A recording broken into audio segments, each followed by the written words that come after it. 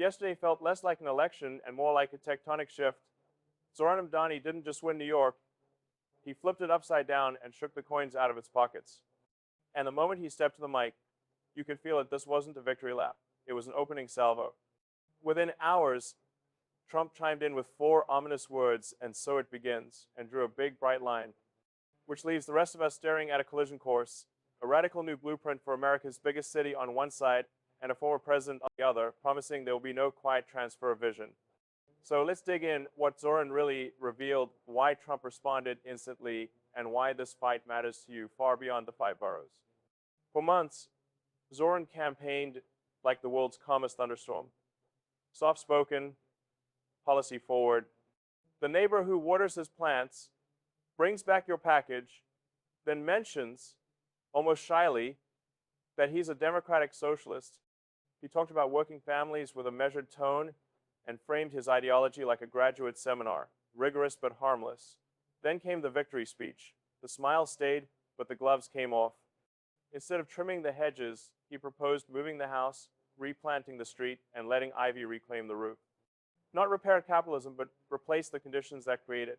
Not close loopholes, but redraw the game. You could practically hear Wall Street tighten its tie and stare out the window. What hit hardest wasn't just the policy sketch, it was the framing. Zoran recentered identity as governing principle. A city built by immigrants, powered by immigrants, now led by an immigrant, beautiful sentiment if it's a bridge, but bridges need 2 shores. If the message is only who built it and who powers it, but not who's in it together, you don't get a city, you get a collection of lanes. Diversity is a symphony, assimilation is the sheet music. Without the shared score, the brass don't know when to breathe, the strings don't know when to swell, and the conductor becomes a referee with a whistle and a headache. Trump's line, and so it begins, landed like a court summons. The follow-up was blunt. If New York attempts to nullify federal enforcement, especially on immigration, expect a legal hammer, not a negotiation brunch. Is that extreme? It's certainly loud, but it also forces a basic question. Are laws optional when you disagree with them locally? Or do we operate one legal system with one center of gravity?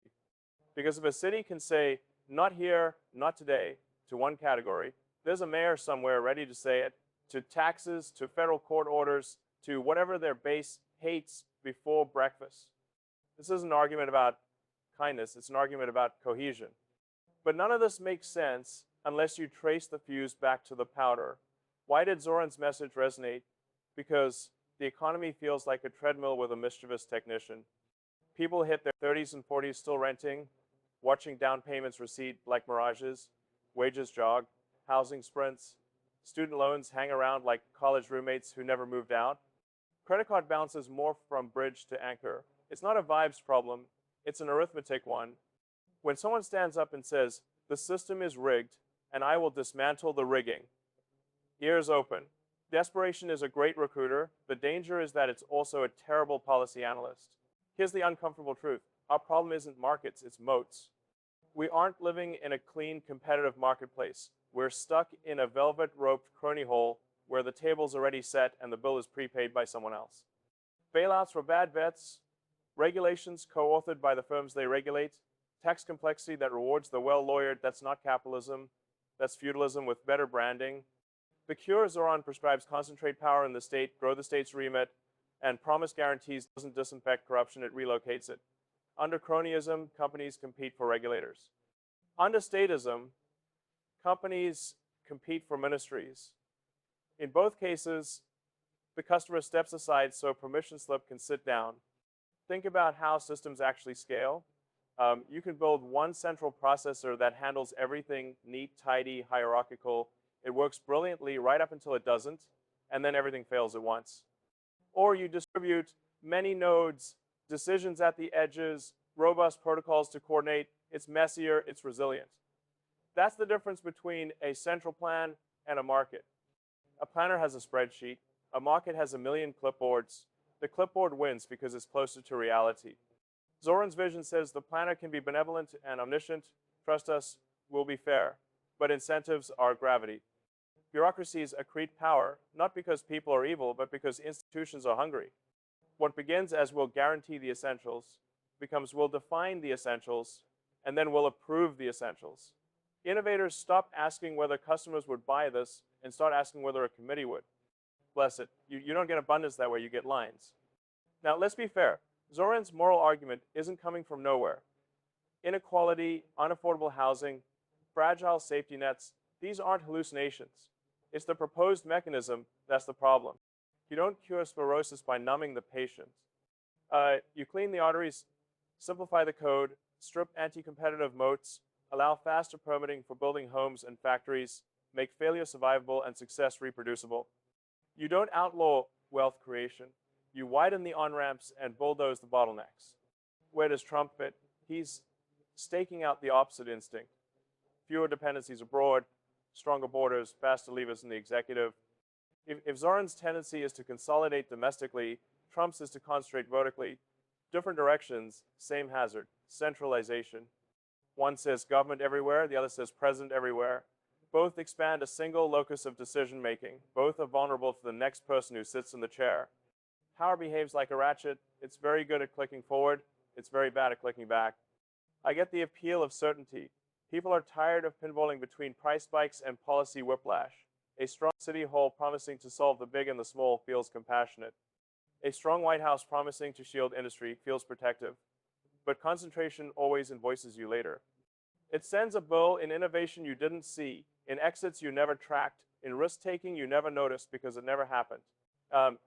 Here's the short, cruel math for New York. Tax mobility beats tax morality. If you raise the cost of being a producer faster than you raise the quality of being a resident, producers move. Their payrolls follow. The storefronts feel it. The subways feel it. Eventually, the schools feel it. The people who can't move families with aging parents, folks tethered to local services, pay the price for policies designed to make someone else pay the price. We have a name for this movie, 1,970 seconds. It took a generation to recover. Some will say, relax, campaign left, govern center. That used to be true when movements were coalitions. Today's movements are identities with moral clocks. True believers don't pivot, they accelerate. If you heard a manifesto, it's because it was one. Pretending the edges will sand themselves is like trusting gravity to take a day off. Let's also talk about culture, because policy rides on it like a surfboard. America's magic trick was never ethnicity, it was adoption. You come here and you join a creed. Limited government, property rights, rule of law, free speech, voluntary cooperation. Not because it's perfect, but because it's the only framework we've found that compounds freedom and prosperity over time. If leaders encourage permanent hyphenation over shared identity, the creed thins, and the prosperity that depended on that creed thins right along with it. You can keep the music of your heritage and still learn the lyrics of your home. That's the deal. That's the genius. Lose that, and you don't get a richer chorus. You get competing microphones. What should we watch next? Not speeches. Speeches are costumes. Budgets are x-rays. Watch incorporations. Watch relocations. Watch commercial leasing velocity and which neighborhoods stop pulsing after midnight. Watch school wait lists. Watch crime clearance rates. Watch small business second locations. Do they open across the river or across the street? These aren't partisan tells. They're civic vital signs. The city will tell you what it thinks, not on Twitter, but in contracts. A word, too, about moral arithmetic. Redistribution feels just, creation feels unfair. Creation lifts anonymous strangers. Redistribution rewards visible named recipients today and taxes invisible innovators tomorrow. Healthy societies do both. They redistribute minimally to prevent collapse, and they maximize creation to prevent scarcity. When redistribution becomes the engine and creation the afterthought, you run out of fuel. When creation becomes the only metric and people fall through the floor, you lose the mandate. The art of self-government is balancing without lying about the trade-offs.